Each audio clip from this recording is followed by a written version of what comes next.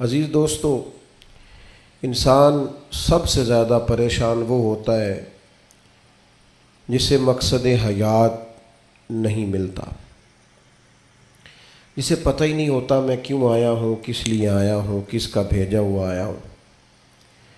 وہ سب سے زیادہ آزمائش میں ہوتا ہے، اور جن کو معرفت الہی نصیب ہو جاتی ہے اپنے مالک کا پتہ جاننے لگتے ہیں، محسوس کرتے ہیں کہ مجھے کسی مقصد کے لیے بھیجا گیا ہے، وہ آسودہ زندگی گزارتے ہیں، قلبی اطمینان اور انشراح صدر اللہ انہیں عطا کرتا ہے۔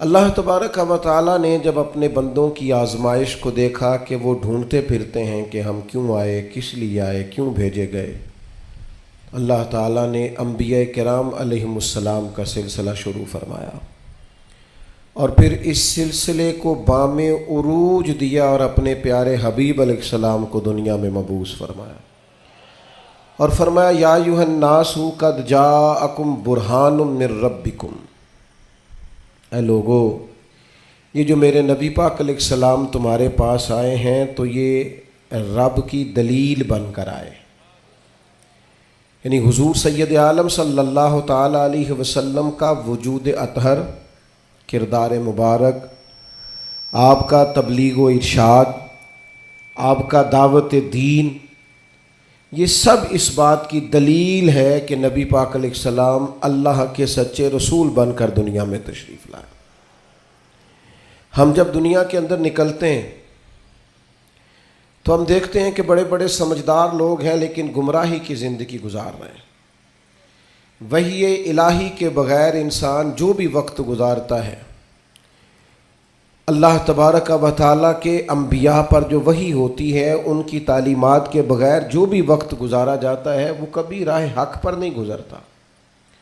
اللہ نے احسان فرمایا اور فرمایا میں نے اپنی دلیل بھیجی ہے تمہیں اپنے محبوب عطا فرمائے۔ نبی پاک علیہ السلام کا ظاہری وجود بھی سارا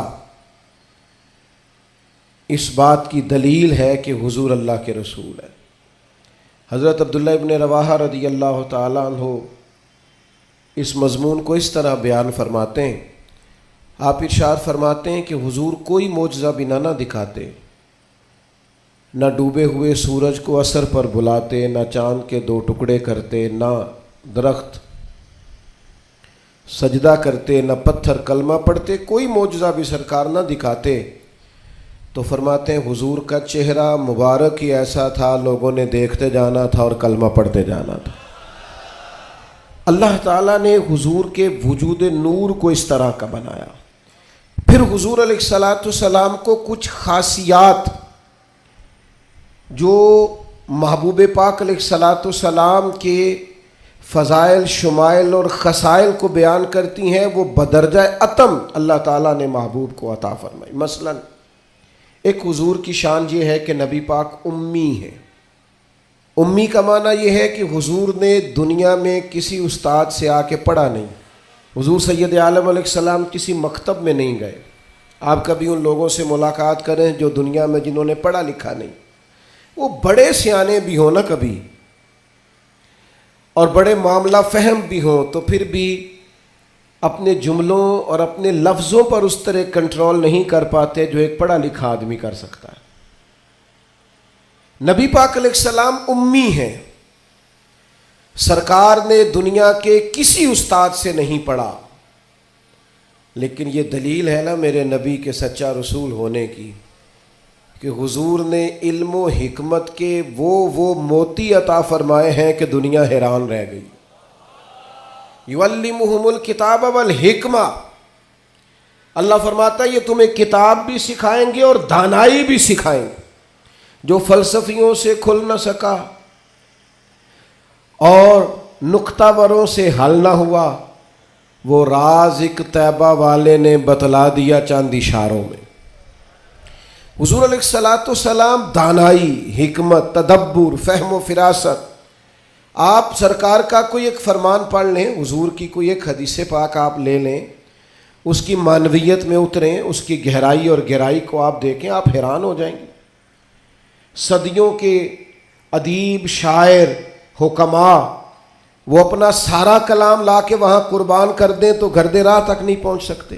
جو تدبر اللہ تعالیٰ نے نبی پاک علیہ السلام کو عطا فرمایا. آپ غور کریں, حضور مدینہ طیبہ تشریف لائے.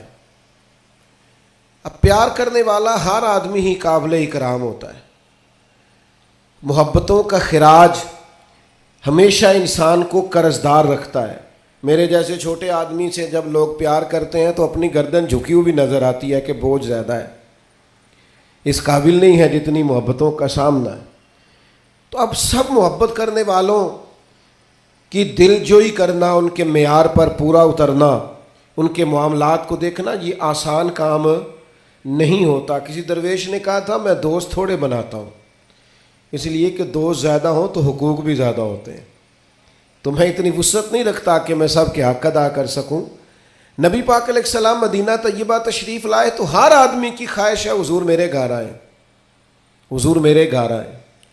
اور جو بھی وہاں عرض گزار ہے اور پیغام دے رہا ہے, سب کے سینے بھی کھلے ہوئے ہیں, دل بھی کھلے ہوئے ہیں, آنکھیں پلکیں فرش راہ کیے ہوئے ہر آدمی منتظر ہے کہ محبوب میرے گھر میں آئے. بڑا امتحان ہے,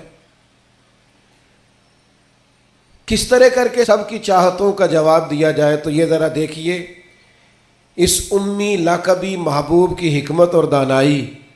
محبوب فرمانے لگے بھی میری جو اونٹنی ہے نا یہ معمور من اللہ ہے, میں گویا خود نہیں فیصلہ کرتا میں نے کہاں جانا ہے, جہاں اونٹنی بیٹھ جائے گی میں مہمان بن جاؤں گا.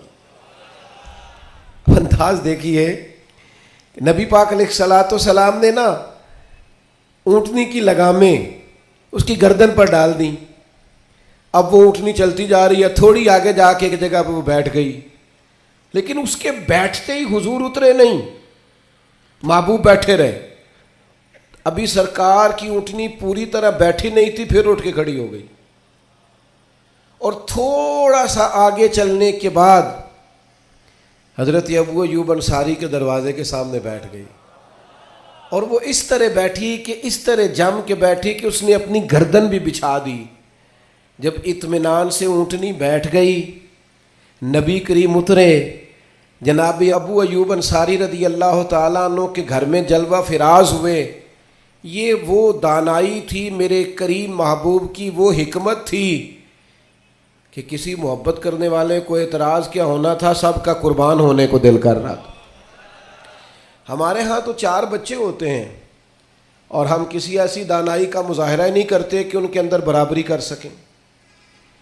ہم اس سمجھ بوجھ کا لحاظ ہی نہیں کرتے.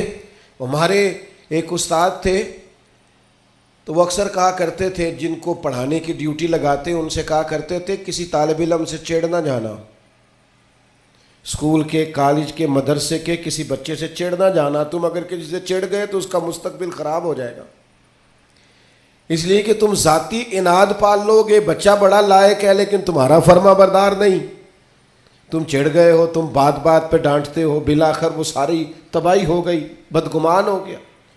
نبی پاک علیہ الصلوۃ والسلام امی ہیں, لیکن یہ میرے محبوب کی نبوت کی اعلیٰ دلیل ہے کہ اللہ تعالیٰ نے محبوب کو حکمت, تدبر, دانائی.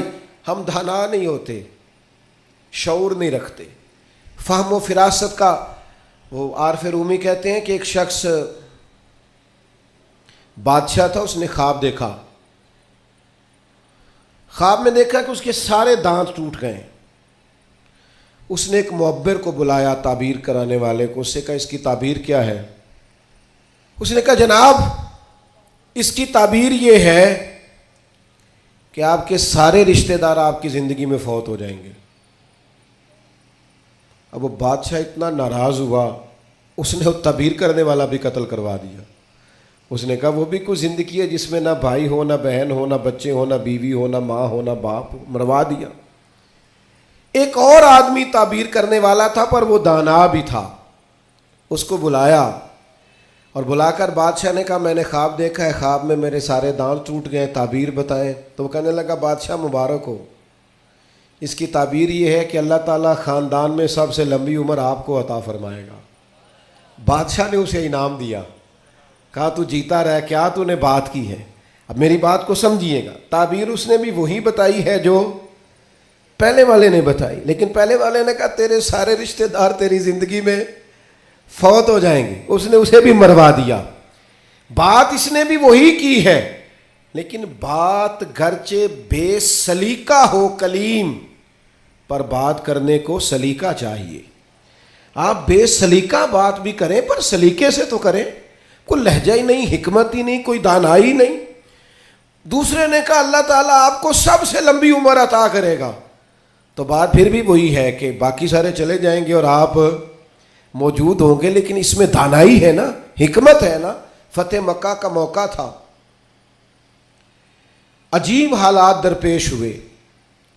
اسلام کا جھنڈا حضرت سعد ابن عبادہ رضی اللہ تعالیٰ عنہ کے پاس تھا، بڑے عظیم صحابی۔ بدر کے موقع پر جس آدمی نے اپنے جذبات سے ماحول گرما دیا وہ حضرت سعد بن عبادہ، ہمیشہ اگلی صفوں میں مجاہدوں کی رہنے والے، مال خرچ کرنے والے، نڈار آدمی، لیکن جھنڈا ان کے ہاتھ میں تھا۔ حالات کچھ اس طرح کے پیدا ہوئے کہ بعض لوگوں نے مطالبہ کیا ان سے جھنڈا لیا جائے، اور کوئی معقول وجہ نہیں تھی، لیکن بعض اوقات نا حالات ایسے بن جاتے ہیں۔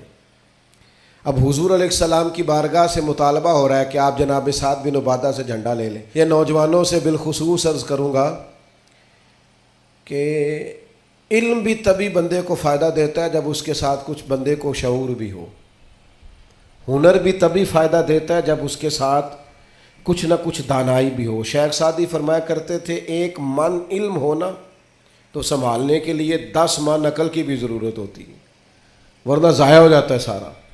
دانائی، تدبر، یہ دیکھیے امی لقبی محبوب سے ہم نے دانائی سیکھنی ہے، تدبر سیکھنا ہے، فہم و فراست سیکھنی ہے۔ زندگی میں شعور کس کو کہتے ہیں یہ حضور ہمیں سکھائیں گے۔ کہ جناب حضرت سعد بن عبادہ کو اتارنا ہے۔ اب بڑے بڑے دانا صحابہ کہہ رہے تھے یا رسول اللہ کوئی ایسی بات نہیں ہے، حالات اس طرح کے ہیں، کیسے یہ فیصلہ کریں گے؟ تو حضور نے فرمایا کوئی مشکل نہیں، اتار دیتے ہیں، بدل دیتے ہیں، ان سے منصب لے لیتے ہیں۔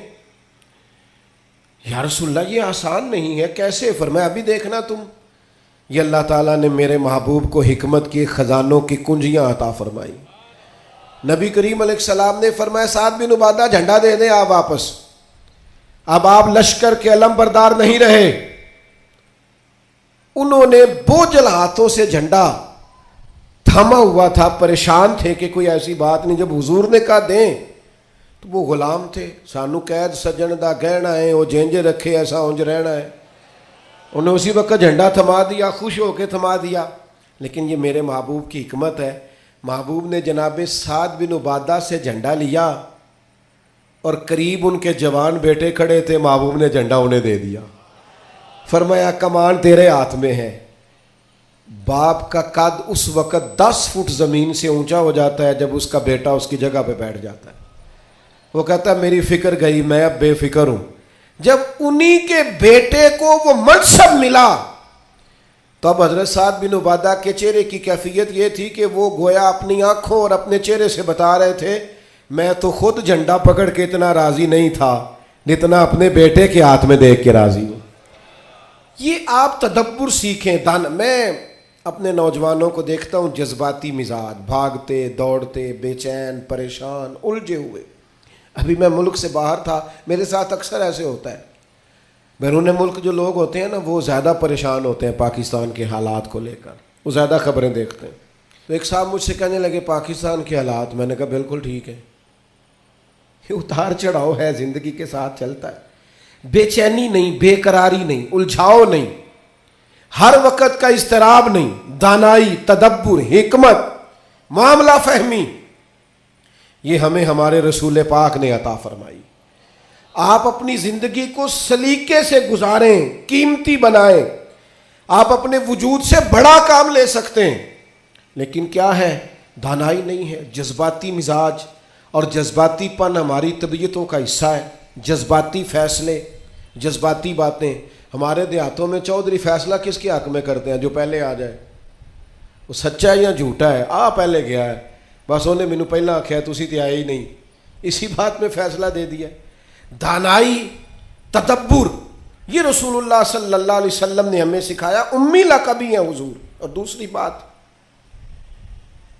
انسان کے پاس جو سب سے قیمتی چیز ہوتی ہے نا، وہ اس کا کردار ہوتا ہے. آپ نے زندگی میں نقوش کیا چھوڑے، آپ جہاں رکے، جہاں بیٹھے، یہ ایسا تو نہیں زندگی میں کہ یہ 10 دوست پرانے، یہ 10 دوست آج کل کے ہیں اور ان کے درمیان بھی غیبتیں جاری ہیں، بس کام ختم ہونے کے قریب ہے، اور پھر اس کے بعد اور کوئی 4 دوست ہم تلاش کریں گے. اچھے نقوش نہیں چھوڑتے. کتنی خوشیوں سے رشتے طے پاتے ہیں، لیکن وہ تھوڑا وقت نہیں گزرتا تو ساری سوچیں، سارے نظریات گدلے اور میلے کچیلے ہونے لگ جاتے ہیں. وہ ساری محبتوں کو زنگ لگنے لگ جاتا ہے. عظمت کردار، بلندی، آپ کے افکار، آپ کا اچھا گمان، آپ کی سوچیں. آپ حیران ہوں گے، اللہ تعالیٰ نے نبی پاک کا وجود ہی معجزہ بنایا ہے، لیکن جب حضور کے اپنوں نے دلیل مانگی نا، اپنوں کو مطمئن کرنا بڑا مشکل کام ہوتا ہے. قریبیوں نے دلیل مانگی، قریش مکہ نے، کہ آپ نبی ہیں تو دلیل دیں. نبی پاک علیہ السلام نے اپنے اپنوں کو معجزہ نہیں دکھایا، بلکہ قرآن مجید فرماتا ہے کہ محبوب نے کہا فقد لبثت فیکم عمرا من قبلہ افلا تعقلون. میں کوئی باہر سے نہیں آیا، میں نے اپنی اس سے پہلے کی ساری عمر تمہارے درمیان گزاری ہے. 40 سال یہاں گزارے، اپنے ماں کی گود میں بھی، نانا کے کندھوں میں بھی، جناب ختیجہ کا دولہا بن کے بھی، بیٹیوں کا باپ بن کے بھی. میں نے سارا وقت تمہارے بیچ گزارا. افلا تعقلون، تمہیں عقل نہیں؟ گویا محبوب ان سے فرما رہے ہیں کہ میری جیسا سچا ہے تو لا کے دکھاؤ. باہر سے نہیں آیا، تمہارے درمیان رہا ہوں. یار یہ مشکل کام ہوتا ہے، چاروں جانب ماحول خراب اور بندہ پھر ٹھیک رہے. اکثر لوگ تو اپنے بچے کی غلطی نہیں نکالتے، کہتے دوستوں نے خراب کر دیا. اماں کہتی ہے منڈا میرا ٹھیک سی، دوستوں نے خراب کرتا ہے. میں نے کہا چلیں اچھی طرح سے سوچ لیں، ہو سکتا ہے دوست ٹھیک ہو، آپ کے بچے نے سارا ماحول گڑبڑ کر دیا ہو. یہ جان چھڑانا تو آسان ہے، لیکن سارے ماحول کے اندر کردار کی عظمت. جب نبی پاک علیہ السلام نے مختلف بادشاہوں کو خطوط لکھے نا، اسلام قبول کر لو، تو کیسر روم کو بھی خط لکھا. کیسر سیانا آدمی تھا. سیانے لوگ جو ہوتے ہیں وہ زمینی حقائق دیکھتے ہیں، جذباتی فیصلے نہیں کرتے، وہ معاملہ فہم ہوتے ہیں. آج کل جس طرح میں اور آپ ہیں نا، تصویروں کے اندر زندگی گزار رہے ہیں، لائکس، ویوز، کمنٹس، اسی پر زندہ ہے. لوگ ان پر وقت نہیں گزارتے تھے، اس سمجھدار لوگ. کیسر روم کے پاس میرے محبوب کا خط گیا، اس نے فوراً نہیں فیصلہ کیا، کہنے لگا کوئی، ورنہ بہت سارے ایسے بدبخت بھی تھے معاذ اللہ جنہوں نے حملے کی تیاری شروع کر دی. ہمیں خط لکھا ہے اسلام قبول کرو، ہم حملہ کریں گے. لیکن یہ سیانا آدمی تھا. اس نے لوگوں سے کہا یہاں اگر کوئی سردار آیا ہوا ہو نا، مکے کا، تجارت کی غرض سے سردار آیا کرتے، کوئی سردار آیا ہوا ہو تو میری ملاقات کراؤ. جناب ابو سفیان ابھی مسلمان نہیں ہوئے تھے، اور ہر جنگ میں قریش مکہ کی لیڈ وہ کرتے تھے. وہ ان دنوں وہاں گئے ہوئے تھے، تجارت کی غرض سے بلا لیا. اب کیسر نے سامنے کھڑا کیا. بخاری شریف سے لے کر کتب سیرت میں تمام جگہ، کتب احادیث میں آپ کو الفاظ کے اختلاف کے ساتھ لیکن مفہوم ایک ہی یہ روایت ملے گی. کیسر نے سوال کرنے شروع کیے جناب ابو سفیان سے. پہلے پوچھا آپ کون ہے؟ کہا میں سردار ہوں. کوئی رشتہ؟ کہنے لگے جس محبوب نے آپ کو خط لکھا ہے میں رشتے میں چچا ہوتا ہوں.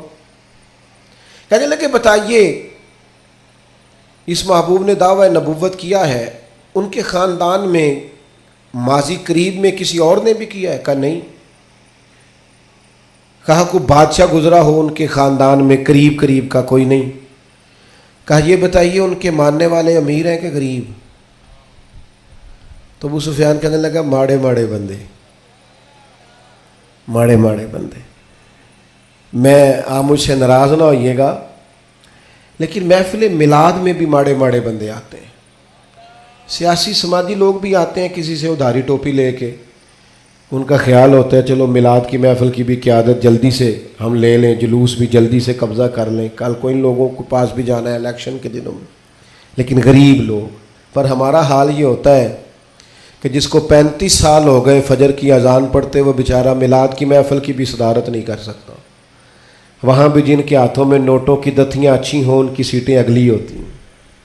یہ ذوق ٹھیک نہیں، یہ اس محفل کے وقار کے حق میں نہیں۔ یہ بات، یہ بڑی بلند و بالا محفل ہے، اس کا معیار اور ہونا چاہیے۔ پوچھا سردار نے، ابو سفیان بتائیے ماننے والے کون ہیں؟ کہ غریب غریب۔ فرمایا یہ بتاؤ تمہاری کبھی ان سے جنگ بھی ہوئی ہے؟ کہا ہوئی ہے۔ کہ نتیجہ کیا نکلا؟ کہا کبھی ہم فتح یاب ہوئے کبھی وہ۔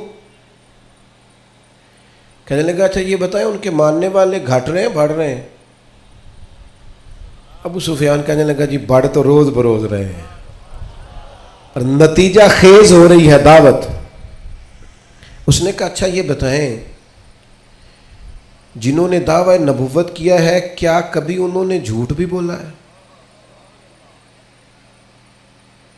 ابو سفیان کہتے ہیں کہ میں ایک منٹ کے لیے سوچ میں مخالف تھا نا، مخالف رائے دے رہا تھا، لیکن میرے دل کے اندر سے آواز آئی معاذ اللہ میں انہیں جادوگر کہوں، شاعر کہوں، شاعر کہوں تو شاید کوئی شخص میری بات پر توجہ دے، پر نبی پاک نے جھوٹ بولا یہ تو مانے گا ہی کوئی نہیں۔ کہتے ہیں میں نے کہا بات بالکل سچی کرنی ہے۔ وہ میرے سامنے پیدا ہوئے، سامنے جوان ہوئے، سامنے ان کے بال سفید ہوئے، پر اس محبوب کی زبان سے جو بھی نکلتا ہے حق اور سچ ہی نکلتا ہے۔ میں کیسے آپ کو یہ بات عرض کروں کہ بغیر وجہ کے لوگ جھوٹ بولتے، ان کا کوئی فائدہ نہیں، کوئی دنیاوی نفع بھی نہیں، جان بوجھ کے ڈینگے مارتے ہیں، بڑکیں، کوئی لینا دینا ہی نہیں، بلا وجہ جھوٹ۔ یہ انسان کے کردار کو داغدار کر دیتا ہے۔ دنیا کے کسی بڑے تاجر پر ہاتھ رکھیے، بڑے سے بڑے بزنس مین پر، اس سے پوچھئے کہ تمہاری بزنس میں کامیابی کی وجہ کیا بنی؟ انویسٹمنٹ زیادہ کی تھی، پڑھے لکھے زیادہ تھے؟ تو آپ کو ہر بزنس مین کہے گا صرف اللہ نے میرا مارکیٹ میں اعتبار بنا دیا تھا۔ جس کا اعتبار مارکیٹ میں اچھا ہوتا ہے، لوگ کہتے ہیں بندہ ٹھیک ہے، سچ بولتا ہے، اس کا کاروبار چلتا ہے۔ کبھی جھوٹ اور بددیانتی اور فریب سے بھی قومیں آگے بڑھی۔ ابو سفیان کہتے ہیں مجھ سے پوچھا، ایک سوال یہ بھی تھا ان سوالوں میں کہ خاندان کیسا ہے؟ تو میں نے کہا خاندان تو قریشی اور ہاشمی ہے، اعلیٰ خاندان محبوب کا۔ تو کہتے ہیں میں نے کہا بادشاہ کو نتیجہ ہی دے، اتنے تو نے سوال کیے۔ تو کہنے لگا نتیجہ تو نکل آیا ہے۔ تم نے کہا ماننے والے غریب لوگ ہیں، تو نبیوں پر ہمیشہ پہلے غریب لوگ ہی مان لاتے ہیں۔ تم نے کہا ماننے والے بڑھ رہے ہیں، تو یہ ان کی صداقت کی دلیل ہے کہ ہر روز دعوت اور پیغام اور ماننے والے بڑھ رہے ہیں۔ تم نے کہا وہ اعلیٰ نسب ہے، تو نبی اللہ ہمیشہ اونچے خاندانوں میں بھیجا کرتا ہے۔ تم نے کہا انہوں نے کبھی جھوٹ نہیں بولا، تو سردار سچ بتانا، جو بندہ بندوں سے جھوٹ نہیں بولتا وہ یہ جھوٹ کیوں بولے گا کہ میں اللہ کا رسول بن کے آیا؟ نتیجہ تو نکل آیا۔ اسیر دشمن کی چاہ میں بھی، مخالفوں کی نگاہ میں بھی وہ امی ہے، صادق ہے، معتبر ہے، میرا پیغمبر عظیم تر ہے۔ کردار کی جو عظمت ہے نا، کردار کی، یار آپ کی اور میری زندگی کچھ اصول تو ہونے چاہیے، کچھ قاعدے، کچھ ضابطے، جدھر کی ہوا ہوئی ادھر کے ہو گئے۔ آج کل یہ نیا والا فیشن ہے، لہذا یہ اپنا لو۔ بھئی ہم کوئی ہوا کے دوش پہ ہیں، کوئی لاوارث ہیں، اپنی کوئی تہذیب نہیں، تمدن نہیں، مزاج نہیں، طبیعت نہیں، یعنی جس طرح کا ماحول ہے اس طرح کے بن جاؤ۔ کردار میں کچھ قاعدے زندگی میں بنانے چاہیے، کچھ اصول وضع کرنے چاہیے، کچھ چیزیں طے کرنی چاہیے کہ مجھے ان حدود سے آگے نہیں بڑھنا۔ مومن کی اپنی ایک ذاتی شخصیت ہوتی، اس کا ایک اپنا رکھ رکھاؤ ہوتا ہے، اس کی اپنی ایک وفاداری ہوتی۔ آپ جائیے اپنے بزرگوں سے ملیے، دیہاتوں کے لوگ کیا کہتے ہیں؟ وہ کہتے ہیں بس بھائی میں دوستوں کے ساتھ آتا جاتا تھا، گھومتا پھرتا تھا، اب یہ کام نہیں کرنا، اب میرے بیٹے کو میرا جوتا پورا آنے لگ گیا ہے، اب مجھے وزادار ہونا ہے۔ میں کیسے اپنی ملت کے نوجوانوں کو سمجھاؤں کہ تو گھٹنوں تک اگر اپنا لباس آدھا کر لے تو پتہ نہیں تیری کتنی کوئی گرمی کم ہو جاتی ہے اور کس قدر زیادہ آسودگی اور آسانی محسوس کرتے ہو۔ حالانکہ گھر میں بہنیں ہیں، بیٹیاں ہیں، ماں ہیں۔ بندے کی ایک اپنی وزاداری بھی ہونی چاہیے، اس کے کچھ قاعدے، ضابطے، اٹھنا بیٹھنا، اصول بھی ہونے چاہیے۔ نبی کریم صلی اللہ تعالی علیہ وسلم کی عظمت کردار کا یہ عالم تھا کہ عرب شریف کے اندر کنواری عورتیں بڑی ہی شرم و حیا والی ہوتی تھی۔ لوگ مثال دیتے کہ تو کنواری لڑکی کی طرح شرم و حیا والا۔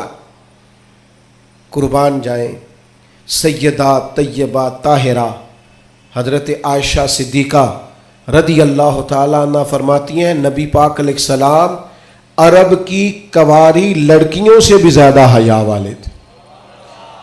حضور حیا والے، متانت، سنجیدگی، کبھی شور و غل نہ کرتے، کبھی بازار میں نظریں اٹھا کے نہ چلتے، کبھی محبوب کی زبان سے معاذ اللہ کسی نے کوئی کمزور جملہ نہیں سنا۔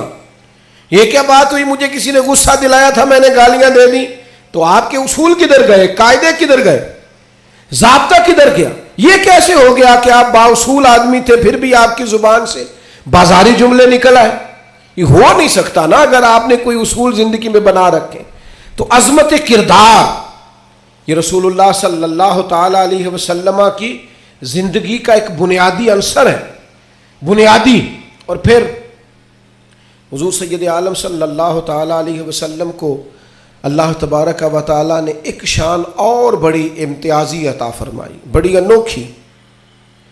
وہ یہ تھی کہ اللہ تعالیٰ نے نہ محبوب کو فصاحت و بلاغت عطا فرمائی، یعنی بات کہنے کا جو سلیقہ، جو انداز حضور جانتے ہیں نا، یہ کسی اور کو نصیب۔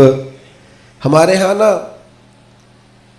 بہت زیادہ باتیں کرنے کا رواج، اس کا نتیجہ یہ نکلتا ہے کہ انسان کے جملے بے وقت ہو جاتے ہیں۔ لوگ کہتے ہیں یار عادت ہے اس کی، اور کچھ لوگ ایسے ہوتے ہیں کہ جن کے پاس آپ بیٹھے نا تو کبھی کبھی تیل کی ضرورت پڑ جاتی ہے کہ تھوڑا تھوڑا یہاں لگا لے بندہ، اس لیے کتنی باتیں سناتے ہیں، اتنی باتیں۔ اور آج کل تو ایک اور رواج بھی ہو گیا ہے، کہتے ہیں قطع کلامی معاف اور ساتھ ہی بات شروع۔ تو میں کئیوں سے کہتا ہوں پہلے پوچھ تو لیں ہم نے معاف کیا بھی ہے کہ نہیں۔ آپ تو گن پوائنٹ پہ معافی لے رہے ہیں، آپ نے حکم دائر کیا ہے قطع کلامی معاف اور آپ شروع ہو گئے۔ گفتگو میں، لہجے میں، دعوت دینے میں، پیغام دینے میں، میں آپ کی خدمت میں عرض کروں گا روز بچوں کو بھی نہیں ڈانٹنا چاہیے، روز نہیں نصیحت کرنی چاہیے ورنہ نصیحت بے وقت ہو جاتی۔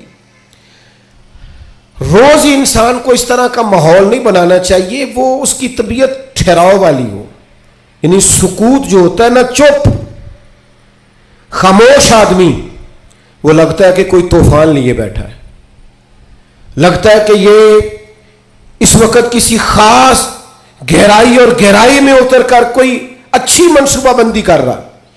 نبی پاک علیہ السلام کو اللہ نے بڑی فصاحت و بلاغت عطا فرمائی، لیکن اس کے ساتھ ساتھ اللہ تعالیٰ نے علم کے خزانوں کی کنجیاں دیں۔ سرکار جب بات کرتے نا تو صحابہ فرماتے ہیں ہر جملہ دوسرے جملے سے جدا ہوتا، اس طرح حضور بولتے کہ اگر کوئی لفظ گننا چاہتا تھا تو گن بھی سکتا تھا۔ یعنی بات وہ ہمارے ہاں اکثر نا محافل میں ایسا ہوتا ہے کہ وہ بعض اوقات بڑی سادی سی بات بھی اتنے جوش کے ساتھ کی جاتی ہے کہ میری طرح کا طالب علم سوچنے لگ جاتا ہے کہ یہ بات تو آرام سے بھی کی جا سکتی تھی، اس میں اتنا پریشان ہونے کی ضرورت، یہ سادی سی بات تھی، آپ بڑے خوبصورت لہجے میں بھی کہہ سکتے تھے۔ اللہ تعالیٰ نے محبوب کو فصاحت دی، بلاغت دی، معاملہ فہمی دی، اور حضور علیہ الصلاۃ والسلام بڑے ٹھہرے ٹھہرے انداز میں بات کرتے، لیکن جب بات کرتے تو حضور نہ بات کا رخ بدل دیتے، یعنی بندہ سوچ رہا ہے اس راستے جانے کی، لیکن کریم کی حکیمانہ بات بندے کا رستہ چینج کر دیتی، وہ بالکل انسان ڈائریکشن بدل لیتا کہ نہیں یار یہ رستہ ٹھیک ہے۔ اب بات کو سمجھیے گا، ایک ہوتا ہے بندے کے پاس مال نہیں تو وہ فقیر ہے، کچھ لوگ ایسے ہوتے ہیں کہ وہ امیری میں فقیری کرتے ہیں، مالدار ہوتے ہیں، بڑا اللہ نے دیا ہوتا ہے، لیکن ان کے مزاج سے دولت نہیں چھلکتی، عہدہ نہیں چھلکتا، وہ درویشوں کے ساتھ بیٹھتے ہیں، سادہ طرز زندگی۔ یہ بھی نبی پاک علیہ السلام کا خاصہ ہے، حضور کی نبوت کی دلیل ہے کہ نبی پاک نے فقیرانہ زندگی کو اختیار کیا۔ آپ ذرا انداز دیکھیے، حضرت عمر رضی اللہ تعالیٰ عنہ کہتے ہیں میں ملنے کے لیے پہنچا تو موٹے بان کی چارپائی، حضور اس پر آرام فرمائے، فرماتے ہیں جب میں گیا تو سرکار اٹھ کے بیٹھے، اور جب حضور اٹھے نا تو آپ کی کمر مبارک سے نا ذرا کپڑا ہٹا۔ وہ جنہوں نے پرانی موٹے بان کی چارپائیاں دیکھی نا، منجدی منجی جنہوں کہی دس، تو وہ کبھی اٹھتے تھے نا سو کے تو کمر پر نشان چھوڑتی تھی۔ حضرت عمر رضی اللہ تعالیٰ عنہ اپنے مزاج کے لحاظ سے دلیر آدمی تھے، لیکن جناب فاروق اعظم رضی اللہ تعالیٰ عنہ نے محبوب کو اس حال میں اٹھتے دیکھا تو آنکھوں میں آنسو آ گئے، اور حضرت عمر نے نا ایک فکر بیان کی، ایک ڈائریکشن بیان کی، اپنی سوچ عرض کی حضور کی بارگاہ میں، عرض کی یا رسول اللہ صلی اللہ تعالی علیہ وسلم، ایک کیسر و کسرا اللہ کے دین کے دشمن ہے اور اتنی آرام دہ زندگی گزارتے ہیں۔ بہت سارے لوگ سوال نہیں کرتے وہ فلاں ملک دیکھو غیر مسلم ہے لیکن آسودہ حال کتنا ہے۔ محنت ضرور کریں، جد و جہد ضرور کریں، یہ بات کرنے کا مقصد یہ نہیں کہ محنت چھوڑ دی جائے، خوب مشقت کریں۔ جد و جہد تو انسان کو زندہ رکھتی، اس سے تو پتہ چلتا ہے کہ انسان کے اندر روح موجود ہے، جو بالکل ہلتے جلتے نہیں، حرکت نہیں کرتے ہو تو مردے ہو جاتے ہیں۔ تو زندگی زندہ دلی کا نام ہے، مردہ دل کیا خاک جیا کرتے ہیں۔ لیکن یہ سوچ کا یہ زاویہ بھی دیکھیے، حضرت عمر نے عرض کی یا رسول اللہ صلی اللہ تعالی علیہ وسلم، وہ کیسر و کسرا اللہ کے دین کے دشمن اتنی آسودہ آسان زندگی گزارتے اور آپ محبوب ہو کے۔ اب یہ ایک زاویہ ہے سوچ کا، لیکن نبی پاک علیہ السلام نے اس زاویے کو نیا رستہ دیا۔ یعنی سوچ یہ ہے کہ آپ محبوب ہیں اور ظاہری طور پر یہ وقت مشکل ہے، دوسری جانب دشمن ہے، اور یہ گاؤں تک یہ لاؤ لشکر، یہ آسان زندگی۔ حضور نے سوچ ہی بدل دی، فرمایا عمر کیا تم یہ پسند نہیں کرتے کہ وہ دنیا میں تھوڑی سی آسانی لیں اور آخرت میں رسوا ہو جائیں؟ اور فرمایا کیا تم یہ پسند نہیں کرتے ہم دنیا میں تھوڑی سی مشقت اٹھائیں اور آخرت کی ساری عزتیں اللہ ہمیں ہی عطا فرما دے؟ یہ ایک ایسی سوچ تھی کہ جناب عمر کہتے ہیں میرا زاویہ نگاہ بدل گیا کہ جنت میں جئیں گے من چاہی زندگی، وہاں اللہ کے انعامات سے بھرپور لطف اندوز ہوں گے، وہاں اللہ تبارک و تعالیٰ اور اس کے محبوب کے قرب میں ان نعمتوں کو محسوس کریں گے، اور حضور نے زاویہ بدل دیا۔ یقین ایک شخص نے آ کے کہا یا رسول اللہ مجھے آپ سے محبت ہے۔ حضور نے فرمایا سوچ کے کہو۔ یہ ویسے ہم سے نہیں آج کوئی بھی کہہ سکتا، سوال ہی نہیں پیدا ہوتا۔ میں عاشق رسول ہوں تو کوئی بندہ کہے سوچ لے اچھی طرح، کہنے تو نے یہ کیسے بات کر دی، میرے سے بڑا عاشق ملے گا نہیں ڈھونڈنے سے۔ کہا یا رسول اللہ آپ سے محبت ہے، تو فرمایا سوچ لو۔ یا رسول اللہ آپ سے محبت ہے، فرمایا پھر سوچ لو۔ 3 بار حضور نے کہا۔ اس نے کہا حضور مجھے ہے محبت، تو پھر نبی پاک نے فرمایا فقر کے لیے تیار ہو جاؤ، آزمائش کے لیے تیار ہو جاؤ۔ یاری تیری سونا پر آزمائشاں تیریاں اگ، یہ سونا پرکھیا جامد ہے پر نہ لگاں دے لگ۔ آزمائش کی تیاری کرو، یعنی ایسا نہیں ہے کہ مجھ سے محبت کرو گے تو بڑی آسودہ زندگی، ہر وقت آرام دہ وقت گزرے گا۔ یہ شہادت گاہ الفت میں قدم رکھنا لوگ آسان سمجھتے ہیں مسلمان ہونا۔ یا آپ کا خیال ہے کہ فلاں آدمی دیکھو کتنی موج میں ہے۔ میں اکثر کہا کرتا ہوں جو بندہ بڑا ہوتا ہے نا اس کے دکھ بھی اتنے بڑے ہوتے ہیں، اس کی آزمائشیں بھی اتنی بڑی ہوتی ہیں۔ قد کاٹ کے حساب سے آزمائش ہوتی ہے لوگوں کی۔ یاد رکھنا نبی پاک علیہ الصلوۃ والسلام نے سوچوں کو نیا زاویہ دیا، فقیرانہ زندگی، یعنی بہت زیادہ مال ہے حضرت عثمان غنی کے پاس، لیکن سارا اللہ کی مخلوق پر بانٹنے کے لیے رکھا ہوا ہے۔ خود اگر پیوند لگے کپڑوں سے بھی گزارا کرنا پڑتا ہے تو وہ سکھی ہیں، آسان ہے۔ ایک دن بھی نہیں مانگا حضرت بلال حبشی نے کہ یا رسول اللہ میرا بھی تو مکان ہونا چاہیے نا۔ کیوں؟ کہ حضور نے معراج سے واپس آ کے کہا تھا میں نے تمہارے چلنے کی آواز جنت میں بھی سنی ہے۔ تو جن کے محل بنے ہوئے تھے سوچیں بدلی ہوئی تھی، انہوں نے پھر اپنے زاویہ نگاہ کچھ اور بنایا۔ بس بات سمیٹنے کی طرف آ رہا ہوں۔ ایک چوتھی بات نبی پاک علیہ الصلوۃ والسلام کے نبی ہونے پر، اللہ تعالیٰ کی طرف سے برہان ہونے پر بڑی دلالت کرتی، وہ یہ ہے کہ میرے رسول پاک نہ طبیب روحاں ہیں، حضور دلوں کے طبیب ہیں۔ یعنی کچھ چیزیں ایسی ہیں جو انسان کے ظاہر کو سنوار دیتی ہیں لیکن باطن پیاسا رہ جاتا ہے۔ آپ نے بہت سارے لوگ دیکھے ہوں گے، یہ انزائٹی بھلا کس گھر میں زیادہ آتی ہے، ڈپریشن اور ٹینشن کس گھر میں زیادہ آتا ہے، جس میں بہت زیادہ سہولیات ہوتی ہیں، بہت زیادہ سرمایہ ہوتا ہے، 2-4 نوکر ہوتے ہیں، وہاں انزائٹی بھی ہوتی۔ کیوں؟ کہ دکھ ہمیشہ انسان کے ساتھ رہتا ہے۔ جب رزق کا، صحت کا، بچوں کا سارے دکھ نکل جاتے ہیں، بندے کو سہولت آتی ہے تو اب پریشان تو رہنا ہی ہے۔ لقد خلقنا الانسان فی کبد، اللہ نے انسان کو مشقت میں پیدا کیا ہے، اب انزائٹی آ جاتی ہے، ڈپریشن آتا ہے، ٹینشن آتی۔ نبی پاک صلی اللہ تعالیٰ علیہ وسلم نا طبیب روحاں ہیں، حضور دلوں کے طبیب ہیں۔ محبوب کو اللہ نے یہ کمال دیا ہے کہ حضور دل کی دنیا بدل ڈالتے، یعنی حضور کی بارگاہ عالی مرتبت میں جو آتا نا، باطنی طور پر، روحانی طور پر وہ تبدیل ہو جاتا، اس کی کیفیات بدل جاتی، کفر، شرک، نفاق، ہر چیز سے وہ دور ہو جاتا، حتیٰ کہ ہرس، ہوس، لالچ، یہ ساری بیماریاں اس کی جان چھوڑ جاتی۔ خدا را میری اس بات پر خاص توجہ کرنا، ہم بھی اگر چاہتے ہیں نا بے چین روحیں چین پائیں تو پھر نا کوئی ایک بات حضور کی لے لے زندگی میں، ایک بات۔ ایک شخص صدر ہوا بہت بڑے غیر مسلم ملک کا، اس سے لوگوں نے کہا کہ آپ منشور دیں، یہ جو پہلی تقریر کرتے ہیں نا وزیر اعظم یا صدر، وہ تقریر دستور ہوتی ہے، منشور ہوتی ہے، میں یہ کروں گا، میں یہ کروں گا، اور ہمارے ہاں تو بہت سارے دعوے بھی کر دیے جاتے ہیں اسی تقریر میں۔ اس سے کسی نے کہا کہ اتنے ملک کے آپ صدر بنے ہیں تو ملک کیسے چلائیں گے؟ تو اس نے کہا میرے پاس مسلمانوں کے نبی کی ایک حدیث ہے صلی اللہ تعالی علیہ وسلم، میرا وہی دستور ہے، وہی منشور ہے۔ کہا وہ کیا؟ تو بڑی عام روایت ہم سب کو آتی ہے، نبی پاک علیہ السلام نے فرمایا مومن وہ ہے جو اپنے لیے پسند کرے وہی اپنے بھائی کے لیے بھی پسند کرے۔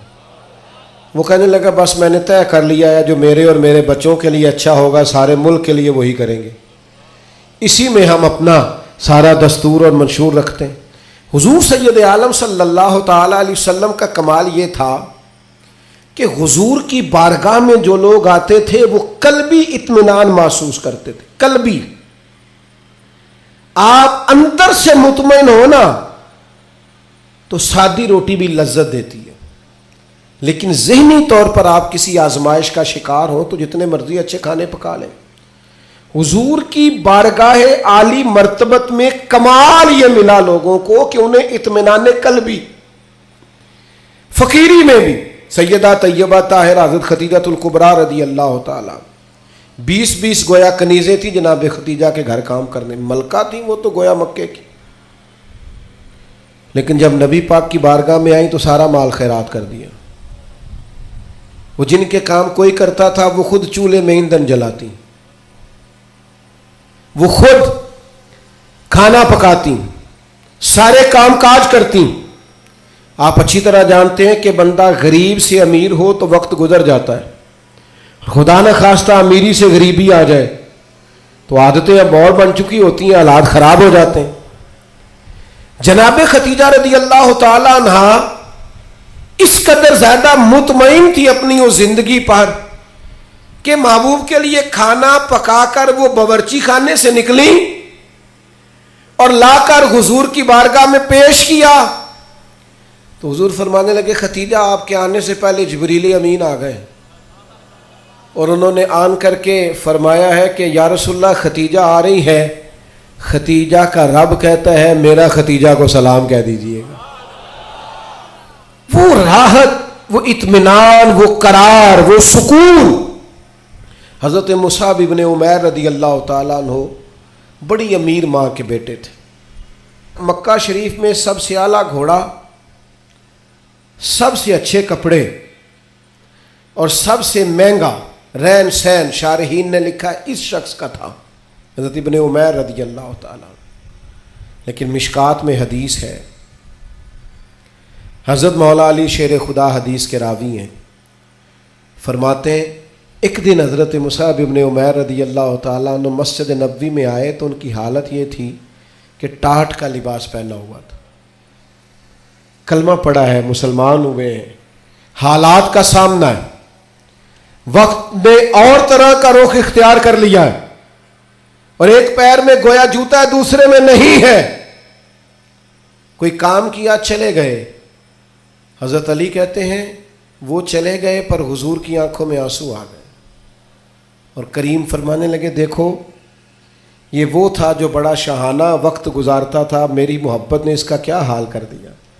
لیکن حضرت مصعب ابن عمیر سے جب بھی کسی نے پوچھا حال کیا ہے تو انہوں نے کہا جو اطمینان اللہ نے اب عطا فرمایا ہے نا، جو سکون، وہ قرار، چونکہ مقصد حیات ہاتھ آ گیا نا، معرفت الہی مل گئی ہے نا، ہم نے نبی پاک علیہ السلام کی صورت میں اللہ کی وہ دلیل دیکھ لی ہے نا، زندگی کسی کام لگ گئی ہے، ہمیں اپنا اٹھنا بیٹھنا کام کرنا نتیجہ خیز محسوس ہونے لگا، کچھ زندگی کو کوئی کام مل گیا، میری خانہ بدوشی کو گھر نصیب ہو گیا، مجھے کوئی رستہ میسر آ گیا، تو لہٰذا اطمینان قلبی، چین، سکون، یہ بہرحال اسی رستے میں موجود ہے جو رستہ رسول پاک نے عطا فرمایا۔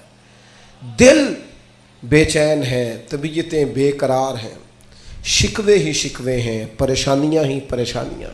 میرے دوستو، ہمارے ہاں جو اضطراب ہے، جو بے چینی ہے، جو ذہنی تناؤ ہے، کسی آدمی کو لوگ اچھا سمجھنے کو تیار نہیں، بدگمانیاں ہیں، ہر گروہ دوسرے کے بارے میں، ہر محکمہ دوسرے کے بارے میں، ایک طبقہ زندگی سے تعلق رکھنے والے لوگوں سے دوسرے کے بارے میں رائے پوچھے تو سخت لہجوں کے اندر اس طرح کا مزاج ہے کہ ہم اکٹھے رہتے ہیں پر دور رہتے ہیں ایک دوسرے۔ خدا را آؤ نا میلاد کے موسم بہار میں اپنے محبوب سے فیض حاصل کریں، اطمینان قلبی کا بندوبست کریں، اپنے دلوں کو حضور کی محبت کا فیضان دیں۔ ہم تھوڑا ٹھہرنا سیکھیں، تھوڑی بردباری سیکھیں، تھوڑا حلم سیکھیں، تھوڑا تدبر سیکھیں، اپنے نبی کریم علیہ السلام سے حکمت سیکھیں، دانائی کے سوتے ہماری طبیعتوں سے پھوٹے۔ دو قسم کے لوگ مطمئن زندگی گزارتے ہیں، دو قسم کے۔ حکماء نے لکھا دو بندے، ایک جو جس کے پاس جائز پیسے ہوں اور وسیع ہوں، ناجائز پیسے وسیع ہوں تو وہ بھی بے چین رکھتے ہیں، بندہ مطمئن نہیں رہتا، الجھا رہتا ہے۔ جائز پیسے ہو اور وسعت ہو رزق میں تو انسان مطمئن ہوتا ہے۔ اور دوسرا، اگر اللہ کتاب و سنت کا علم عطا کر دینا، پھر طبیعت میں وہ ٹھہراؤ آتا ہے، وہ سکون آتا ہے۔ تو یاد رکھنا، نبی پاک کی صرف باتیں پڑھ لی جائیں نا، سیرت پاک کو پورا پڑھ لیا جائے، حضور علیہ الصلوۃ والسلام کا وقار، بردباری، معاملہ فہمی، تدبر، حضور علیہ السلام کا حقوق العباد کا چارٹر، انسانی حقوق کے تعلق سے سرکار کے ارشادات۔ یعنی میں بڑے زمانے سے دوستوں سے یہ کہتا ہوں کہ ایک مہینہ پہلے بیٹی کے فرنیچر کا آرڈر دیتے ہو، کم از کم مہینہ پہلے، اور 15 دن پہلے بیٹے کی شیروانی اور سوٹ، کم از کم 15 دن پہلے۔ کاش ان دونوں کو تم کسی ایسی جگہ بھی لے جاؤ جہاں انہیں میاں بیوی کے حقوق کا درس بھی ملے۔ اگر نوجوانوں کو پتا ہو کہ 3 طلاقیں اکٹھی دینے سے طلاق ہو جاتی ہے، قبل اس کے پتا ہو تو جو سینکڑوں کیسز روز طلاق کے آتے ہیں اور وہ پچھتا رہا ہوتا ہے بعد میں، لیکن چونکہ اب اس نے دروازہ ہی بند کر دیا ہے، 3 طلاقیں دے، کیا کیا؟ مسائل کا پتہ ہی نہیں، آگاہی نہیں۔ ہمارے گھروں میں انقلاب آئے گا، گھروں میں۔ ایک حدیث ہے نا سرکار کی، ایک کہ نبی پاک علیہ السلام نے فرمایا کسی باپ کا اپنے بیٹے کے لیے، بیٹی کے لیے سب سے بہترین تحفہ یہ ہے اسے اچھا ادب سکھا دیں۔ لو آپ یہ کام کر کے دیکھیں، کل کو اسی بیٹے کی بیوی کتنے سکون سے وقت گزارے گی، اگر اس کے آداب زندگی ٹھیک ہوئے تو اس کے بچے کتنے اطمینان سے وقت گزاریں، اس کے دوست کہیں گے یار کیا آدمی ہے، اس کے ساتھ بیٹھے تو زندگی خوبصورت ہو جاتی۔ ہم نے کیا کیا ہے؟ ہم نے اپنے بے چین دل کو چین نہیں دیا، حضور کی بارگاہ سے فیض یاب نہیں کیا۔ بے حکمت اور بے ترتیب زندگی، الجھے خیالات، ٹوٹتی بکھرتی سوچیں، وسوسوں کے غلبے ہم نے اپنے اوپر اوڑھ لیے ہیں۔ میلاد النبی کے اس موسم بہار میں واپس لوٹئے اور دروازہ رسول کی طرف رجوع کیجئے۔ قیامت تک کے لیے اب نبوت کا دروازہ بند ہے، اب قیامت تک کے لیے جسے بھی اطمینان اور سکون ملے گا صرف گنبد خضرا والے محبوب کی بارگاہ سے ملے گا۔ لیکن ہمیں اب نعروں کی دنیا سے، اب ہمیں جذباتی گفتگو کی دنیا سے باہر آ کر حقیقت پسندی کا مزاج اختیار کرنا ہوگا۔ ہمیں وہ چیزیں اختیار کرنی ہوگی اور عملاً اپنی زندگی میں نافذ العمل کرنی پڑیں گی۔ پھر آپ دیکھیے گا خود بخود کہ بڑے الجھے ہوئے لوگوں کی زندگی میں بھی آپ اپنے آپ کو مطمئن پائیں گے۔ درویش کیوں مطمئن رہتے تھے؟ خواجہ معین الدین اجمیری رحمۃ اللہ علیہ جب بہت حملے ہونے لگے ہندوؤں کی طرف سے تو آپ کے حالات میں لکھا ایک شخص نے آپ کو کہا بے چین نہیں ہوتے، اسی طرح خیمے میں اکیلے سو جاتے ہیں، حالانکہ حالات اتنے خراب ہیں۔ تو خواجہ صاحب فرمانے لگے میں کو لوارث ہوں، عقیدہ توحید والا ہوں، حالات خراب ہو گئے تو کیا ہوا، بچ گیا تو تبلیغ کروں گا، دنیا سے چلا گیا تو شہادت کی زندگی نصیب ہو جائے گی۔ ہر طرح سے خیر ہی خیر ہے، دونوں جانب سے کرم ہی کرم ہے۔ تو مومن کی یہ شان ہوتی ہے کہ وہ تو مطمئن ہوتا ہے، اس کو تو اللہ تبارک و تعالی سکون عطا کرتا ہے۔ لیکن ہمارا الجھاؤ اب خطرناک ہو گیا ہے۔ تو 4 باتیں میں نے آپ کی خدمت میں عرض کی۔ ایک تو حکمت، حضور امی ہے، پردانائی، تدبر، معاملہ فہمی، اور دوسری بات رسول اللہ صلی اللہ علیہ وسلم نے ہمیں عظمت کردار سکھائی۔ اپنی زندگی کے چاروں جانب اصولوں کی دیوار کھڑی کریں، اپنے اصولوں کی روشنی میں آپ جئیں۔ کوئی آ رہا ہے کوئی جا رہا ہے، یہ کام چلتا رہے، لیکن آپ کو اپنے اصول توڑنے نہیں ہیں۔ وہ قائد اعظم ملنے آئے نا حضرت امیر ملت سے، دیر سے آئے، رات کو دیر سے۔ حضرت امیر ملت نے لانگری کو بلایا، کہا کھانا تازہ پکاؤ، تو کہنے لگے مجھے سالوں بیت گئے میں نے رات کو کبھی کھانا نہیں کھایا۔ تو حضرت امیر ملت کہنے لگے مجھے آدھی صدی ہونے کو ہے، میں نے بغیر کھانا کھلائے مہمان سونے کا بھی نہیں دیا۔ آپ کے اصول ہیں تو ہمارے بھی اصول ہیں، تو روٹی کھا کے ہی سوئیں گے۔ تو بڑے متاثر ہوئے، کہنے لگے کہ یہی نظم تو حسن ہے زندگی کا۔ کہا میں آج اپنا اصول توڑتا ہوں، اس لیے کہ آپ کا اصول زیادہ شستہ ہے، خوبصورت، نکھرا ہو، تو کچھ اصولوں میں زندگی انسان گزارے۔ تیسری بات فصاحت، بلاغت، آپ کو بات کہنی آتی ہو، معافی ضمیر آپ کو بیان کرنا آتا ہو، آپ گفتگو کا سلیقہ رکھتے ہوں۔ اور چوتھی گزارش جو میں نے آپ کی خدمت میں عرض کی ہے وہ یہ ہے کہ ہمیں اب اطمینان قلبی کی طرف بڑھنا ہے، حضور سے فیضان لینا ہے، دل بدلنے والا، ظاہری حلیے نہیں۔ آپ مجھ سے ناراض نہ ہوئیے گا، لیکن میں اکثر یہ روتا رہتا ہوں کہ صرف پگڑی باندھنا، داڑھی رکھنا اور مسواک کرنا ہی سنت نہیں، سچ بولنا بھی سنت ہے، اور دل صاف رکھنا بھی حضور کی سنت، دیانتداری بھی سنت، جد و جہد کرنا یہ بھی سنت۔ تو حضور نے جو کل دین ہمیں دیا ہے اس پر عمل کرنے کی کوشش کریں۔ اللہ تعالیٰ آپ کی اس خوبصورت اور پروقار تقریب کو اور ہماری حاضریوں کو قبول فرمائے۔ وما علینا الا البلاغ المبین۔